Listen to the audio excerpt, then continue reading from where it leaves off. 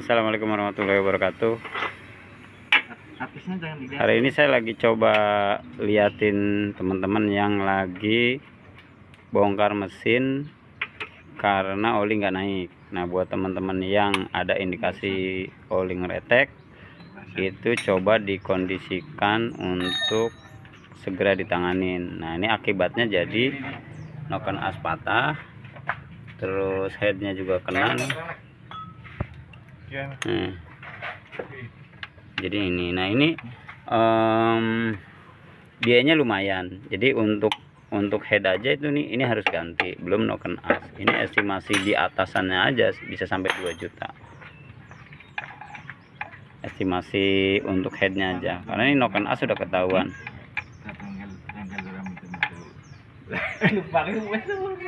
Nah, ada kasus juga kemarin itu sama turun mesin, tapi itu bukan itu. Kalau ini murni dari overhead.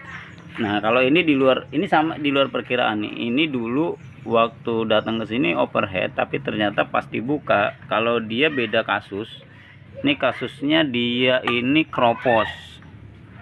Masa kropos mana, Bah? Kroposnya, Bah? Ah, nih dia nih. Tuh. Nah, ini kropos. Tuh. Nah, oke. Nah, tuh ini air. Jadi ini kemungkinan airnya kali bahaya. Jadi ini pakai air, mungkin airnya juga korosi atau ya, makanya perlu ada penggantian air. Itu sebenarnya harus ada jedanya, paling nggak 6 bulan sekali ganti, karena kita nggak pernah tahu kalau misalnya pakai air tanahnya rusak apa enggak. Takutnya kan kayak di Cakung tuh, air payau, itu yang kita nggak pernah tahu. Termasuk kalau pakai air coolant juga sama, air coolant itu asli apa enggak. Paling enggak kalau teman-teman diganti 6 bulan sekali, ya paling enggak kan dia bisa ganti lah, istilahnya mengantisipasi tadi. Jadi jangan mentang-mentang misalnya airnya nggak berkurang tapi nggak diganti-ganti. Nah, makanya buat teman-teman yang udah lama nggak kuras, langsung dikuras aja. Bisa ke sini paketan di 1,3 kalau mau ngambil paketan ganti semua cairan. Tapi ini bukan nakutin, kali ini kan antisipasi buat teman-teman yang megang mobil tapi udah lama nggak diapa-apain. Sebenarnya nggak harus ke sini, bengkel-bengkel terdekat silahkan.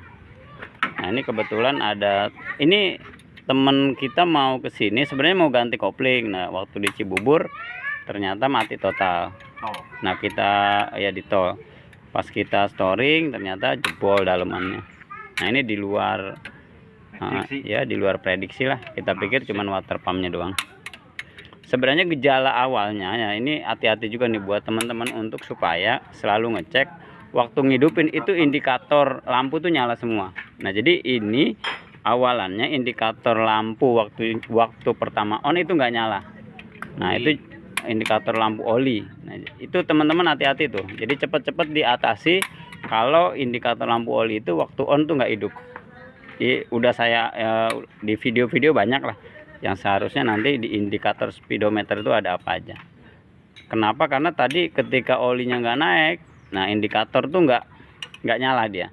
Nah, ketika indikator nggak nyala, syukur-syukur kalau ngereteknya kita kedengeran. Kalau bunyi ngereteknya kita lagi di tol, posisi kencang nggak kedengar. Nah, itu yang agak berbahaya.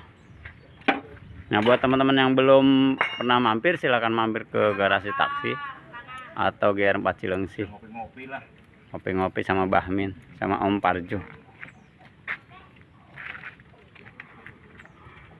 Cek-cek unit juga gratis ke sini, ngecek kondisi mobil, kaki-kaki silahkan mampir.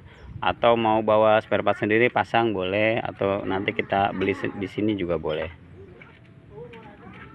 Om apa tuh? Nah, tuh posisinya patah. Ini agak lumayan baru nemu ini, sampai biasanya paling kegesek ya, Pak ya? Nggak nyampe patah. Nggak sampai patah. Biasanya paling kegerus. Udah kedengeran, udah diantisipasi. Kering banget, Duh. Terakhir kali kasus gini, ada kasus juga ngeretek itu lumpur.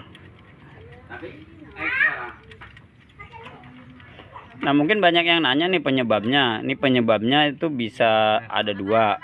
pompa olinya bermasalah atau jalur olinya kotor. Olinya udah kotor lah, kayak olinya udah berlumpur, jadi dia nggak masuk ke jalur olinya, mampet lah istilahnya. Jadi faktornya kurang lebih seperti itu.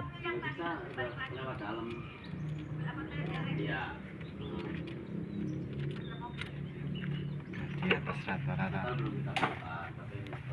Kena kok. Nah, mungkin itu aja ya buat teman-teman yang mau mampir ke Restasi.